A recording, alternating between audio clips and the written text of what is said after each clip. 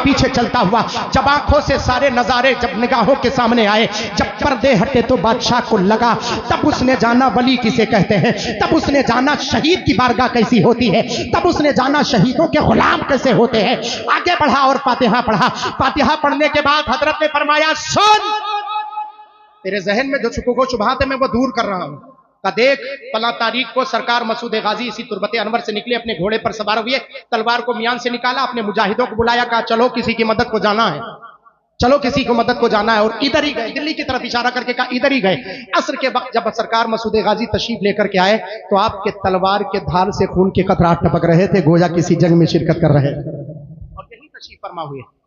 कहा हुजूर यही मज़ार पाक है, यही तशरीफ फरमा है? कहा हाँ। कहा आपको तो पता है किसकी मदद को लिए गए थे? कहा अब आगे मैं नहीं, आगे तू बताएगा किसकी मदद को गए थे। कहा हुजूर जिसकी मदद को सरकार गाजी तशरीफ ले गए थे वो कोई और नहीं, वक्त का बादशाह आपकी निगाहों के सामने होता हुआ नजर आ।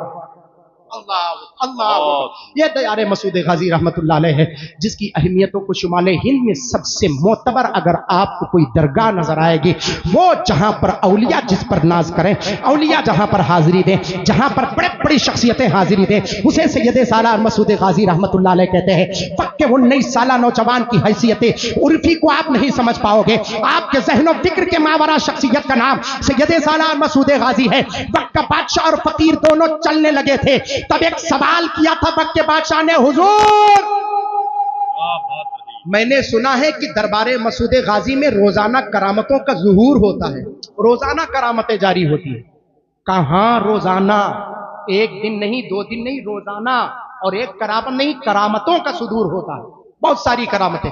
का हुजूर अगर गुस्ताखी माफ हो, मैं बादशाह जरूर हूं लेकिन आपके बारगाह में अरीजा पेश करता हूं, एक करामत मुझे भी अपनी निगाहों से दिखा दे, क्या बात, मैं भी देख लूं आज के सरकार मसूद गाजी के दयार की आज की सबसे बड़ी करामत क्या है। उतरौला वालों, मैं सिर्फ जुनैदपुर वालों का नाम नहीं लूंगा, यहाँ पूरा उतरौला इराका अतराफ उतरौला मौजूद है। ज़हनो फिक्र को हाजिर करो और मोइनुद्दीन नजरी का आखिरी जुमला समात करो, जुमला समात होगा मैं नीचे हूँगा, ज़हनो फिक्र को हाजिर करें। वक्त के बादशाह ने अरीजा पेश किया था, हुजूर आपकी सबसे बड़ी करामत दिखाएं। यही तो पूछा गया था सरकार सैयदी मखदूम शरफुद्दीन याहिया मुनीरी बिहारी मखदूम बिहार से पूछा गया था कि सरकारे गाजी के सिलसिले में आप क्या कहते हैं। जहां देखो वहीं सरकारे गाजी के मसनूई तुरबत को बना करके लोग फातिहा पढ़ते हैं, ये कैसे हो सकता है। तो हजरत सैयदना मखदूम शरफुद्दीन याहिया मुनीरी बिहारी ने यही फरमाया था, तुम सरकारे गाजी की हैसियत उर्फी को नहीं समझ सकते, न उनके कश्फ करामात को समझ सकते। अल्लाह तबारक व तआला ने इतनी बरकत, अल्लाह ने इतनी ताकत अता की है, बैक वक्त सरकारे गाजी जहां चाहे वहां तशरीफ रखते नजर आते हैं। वक्त जहां जाए वहां तशरीफ, अल्लाह ने इतनी ताकत सरकारे गाजी रहमतुल्लाह अलैह को अता फरमाई है। अब ज़हनो फिक्र को हाजिर बादशाह ने कहा, हुजूर सिर्फ एक करामत देखना चाहता हूँ, इससे ज्यादा की ख्वाहिश नहीं, दिल्ली से चल करके आया हूँ, बड़ी दूरी का सफर करके आया हूँ, सिर्फ एक करामत मुझे दिखा दे। उतरौला वालों सुनो, मोइनुद्दीन नजरी की ज़बान है, तारीख मसूदी उठा करके देखो, नुज़हतुल ख़वातीर उठा करके देखो, इब्ने बतूता की तारीख उठा करके देखो, तो आपको पता चलेगा। हजरत सैयदी अमीर मां ने फरमाया था, अरे नादान तुझे बता नहीं, आज की सबसे बड़ी करामत यही है कि तुझ जैसा बादशाह और मुझ जैसा फकीर दोनों दरबारे मसूद गाजी में खड़े होकर और अपनी झोली फैलाए हुए हैं। बादशाह जिसका काम देना है वो बादशाह भी दरबारे मसूद गाजी में भिखारी बनकर हाजिरी देता हुआ। सुभान अल्लाह, वो जो बादशाह है जो लोगों को देता है, काम उसका देना है, हाथ फैलाना नहीं है। वो बादशाह भी चलकर आज हाथ फैलाए हुए जिसके बारगाह में नजर आ रहा है, उसे कुछ और नहीं, उसे सरकार मसूद गाजी कहते हैं। ए सालार मसूद गाजी रहमतुल्लाह अलैह की बारगाह है। बहुत मुख्तसर वक्त है, मैं सरकार मसूद गाजी पर गुफ्तगू करूंगा तो इतने घंटे बोल और तहदीस नेमत के इतने घंटे बताऊंगा, घंटे खत्म हो जाएंगे, बयान खत्म नहीं होगा, क्योंकि किसी और का नाम तारीख़ हिंदुस्तान में सबसे सरे फहरिस्त जिस शख्सियत का नाम हजरत सैयद सालार मसूद गाजी है, उसकी तारीख पढ़ रहा हूं मैं। और जानते हो मेरे मसूद की पैदाइश कहाँ हुई है, पैदा कहाँ हुए हैं पता है आपको? सैयद सालार मसूद गाजी रहमतुल्लाह अलैह की पैदाइश कहाँ पर हुई जानते हो?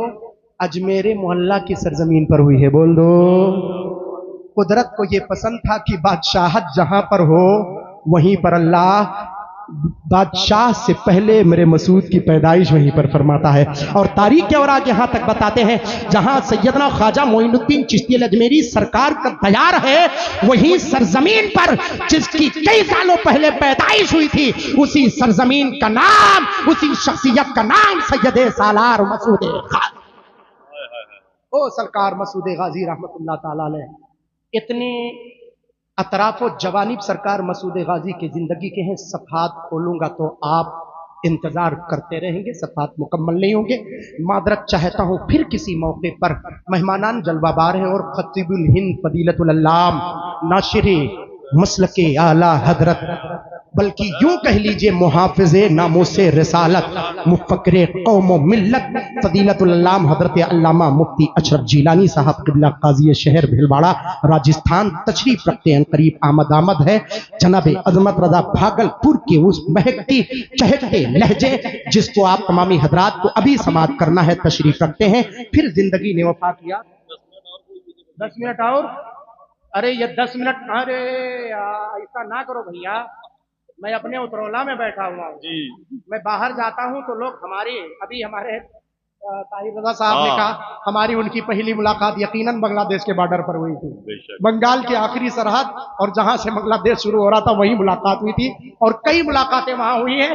यूपी में पहली मर्तबा उनके साथ मैं स्टेज शेयर कर रहा हूँ, बंगाल में कई मर्तबा शेयर कर चुका हूँ। अब कह रहे हैं कमेटी वाले 10 मिनट और बोलो। मैं चाहता हूं, मैं ये समझता हूं ये मेरे साथ, मेरे मेहमानों के साथ शायद जुल्म है। मैं ये नहीं चाहता कि ज्यादा वक्त मैं लूं।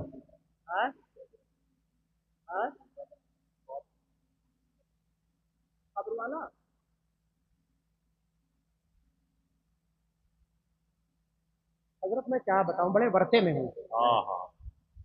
अगर आपसे वादा करूं कि जिंदगी ने वफा किया तो फिर अगले साल सुना दूंगा, चलेगा? चला लो भैया, अभी बैठे हुए हैं, टाइम तो देख लो आप। अरे 1:10 हो रहे हैं, अभी हमारे साहब क्या कहते हैं, हमारे अजमत रजा भागलपुरी साहब पढ़ेंगे, फिर हजरत की तकरीर होगी, सबको आपको समाप्त करना है। फिर मैं कभी इंशाअल्लाह ताला आपसे वादा कर रहा हूं। अरे बाप, जलसा सजाए हो ना, ये लिए कहा झूम कर हजरत सदरे जलसा आप है, नजर इनायत फरमाए आप। चलें झूम कर दुरूद पाक पढ़ें। अल्लाहुम्मा सल्ली अला सय्यिदना। मैं मादरत चाहता हूँ अल्लाहुम्मा सल्ली अला सय्यिदना शफीना बीना मौलाना मुहम्मदिन बारिक वसल्लम सल्लल्लाहु अलैहि सल्लतु वस्सलाम अलैहि सरकार गाजी रहमतुल्लाह अलैह। हाँ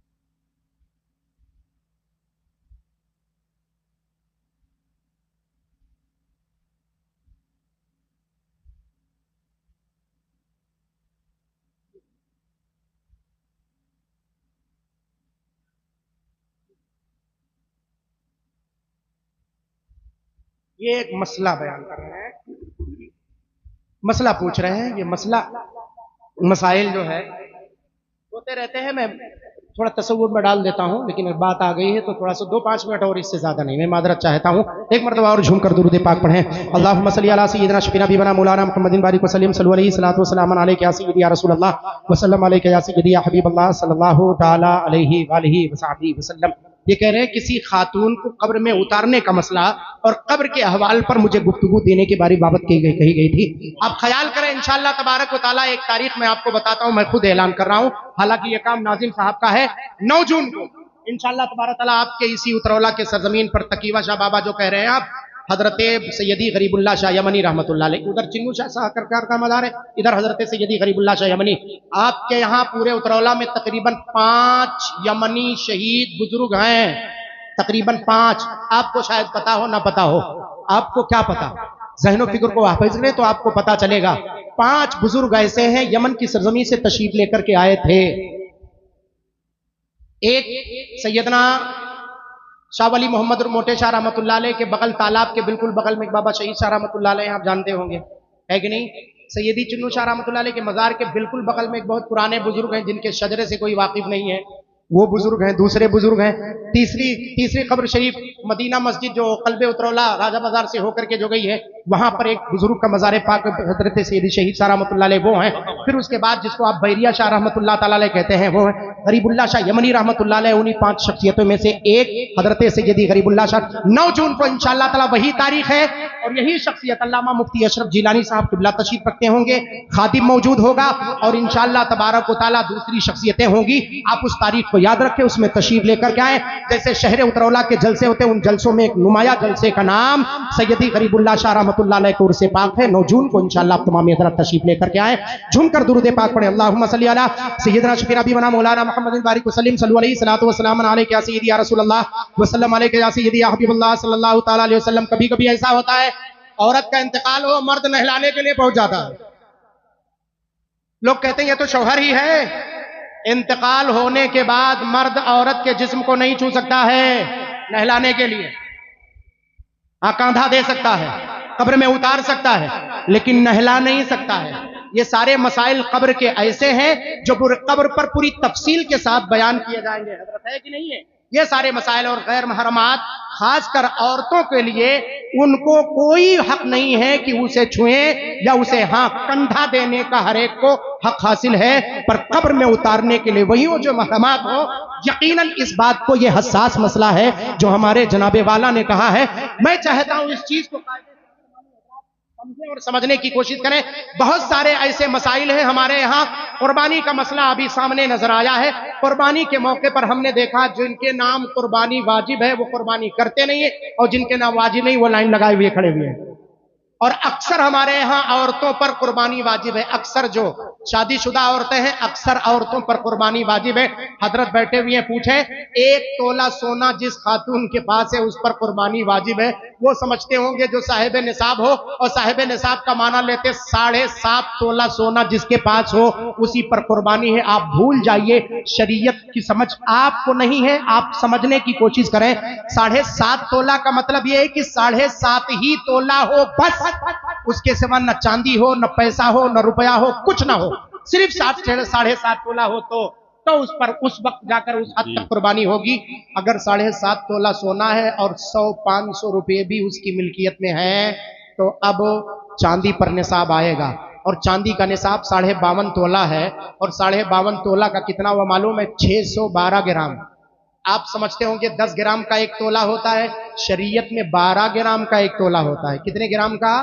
भूल जाओ आप 10 ग्राम का। 10 ग्राम आपके सोनार का तोला है, हमारा इस्लामी तोला नहीं। इस्लामी तोला 12 ग्राम का, 12 ग्राम कुछ पॉइंट है। अब जिसो इसको देखें, इसका मतलब जिस औरत के पास 1 तोला सोना हो उस पर कुर्बानी वाजिब है। और अक्सर हमारे औरतों के यहाँ कुर्बानी नहीं होती औरतों के नाम, और जिस पर घर में वाजिब है वही कुर्बानी करे। ऐन मुमकिन है मर्द पर कुर्बानी वाजिब ना हो लेकिन औरत पर कुर्बानी हो। हमसे मसाइल पूछे जाते हैं और बहुत सारा मसला पूछा जाता है, इसको मैं सामने रखने की कोशिश कर रहा हूं। यही आखिरी बात बयान करके मैं रुखसत हो रहा हूं। फिर इंशाअल्लाह मैं वादा किया हूं जो कुछ बचेगा सैयदी गरीबुल्लाह शाह यमनी 9 जून, बस 2 दिन बाकी है, तीसरे दिन इंशाअल्लाह ताला आप तमामी हजरात से मुलाकात होगी, वहां पर मैं बयान करूंगा। कभी ऐसा होता है मर्द पर कुर्बानी वाजिब नहीं है क्योंकि निसाब जो है 70 से 80 हजार रुपए है। 70 से 80 हजार रुपए एक्स्ट्रा आपके जो खर्च के ऊपर हो अगर मौजूद है और उस पर औलाद फौल गुजर गए हो उस पर कुर्बानी वाजिब है। अक्सर ऐसा होता है मर्द घर के अखराजात को पूरे करते निसाब तक पूरा नहीं हो पाता तो उस पर कुर्बानी वाजिब नहीं। लेकिन औरतों का सोना तो रखा रहता है ना, उसमें घटाई बढ़ाई तो नहीं होती है ना, उन पर कुर्बानी वाजिब है। लिहाजा इस चीज की ताकीद करो, कल मैदान क़यामत में चेहरा भी दिखाना है, अल्लाह के हुजूर जाना भी है, और अल्लाह के हुजूर जाना है तो शरीयत मुस्तफ़ा की पाबंदी करो। और उतरौला वालों एक बात और कह रहा हूं, मैंने अपने माथे की निगाहों से देखा है, कुर्बानी के 3 हिस्से होते हैं, एक हिस्सा अपना, एक हिस्सा दोस्तों का और खानदान वालों का, गांव वालों का, तीसरा हिस्सा गरीबों यतीमों का। ये तीसरा हिस्सा जो है इसी में गड़बड़ घोटाला होता है। ये तीसरा हिस्सा जो गरीबों यतीमों का, मिस्कीनों का, फकीरों का है वो हमारे यहाँ फ्रीज की जीनत बनती है। और बहुत सारे लोग, अल्लामा मोइन अख्तर साहब बकरीद को के मुहर्रम नहीं अगले रबीउल अव्वल तक उसको चलाते, कहते बरकत वाला गोश्त है इसको रखो, हम अगले रबीउल अव्वल तक चलाएंगे। ये हमारे मुसलमान। कुर्बानी गोश्त खाने का नाम नहीं, कुर्बानी अपने जज्बे को कुर्बान करने का नाम है, अपने इशार को कुर्बान करने का नाम है, अपने माल को कुर्बान करने का नाम है। ये कुर्बानी है, कुर्बानी गोश्त खाने का नाम नहीं है। सिर्फ अल्लाह तबारक तआला इस सबको मसले को, और जो मसला कब्र का मैंने बताया बड़ा हसास मसला है, बड़ा वसी, मौला ताला इसे हमें समझने की तौफीक अता फरमाए। अस्तगफिरुल्लाह रब्बी मिन कुल्लि ज़ंबिन व अतूबु इलैह। इंशाअल्लाह जिंदगी में वफा किया तो फिर मुलाकात होगी। पढ़ लें ला इलाहा इल्लल्लाह मुहम्मदुर रसूलुल्लाह सल्लल्लाहु अलैहि वसल्लम। अस्सलामु अलैकुम व रहमतुल्लाहि तआला व बरकातहू।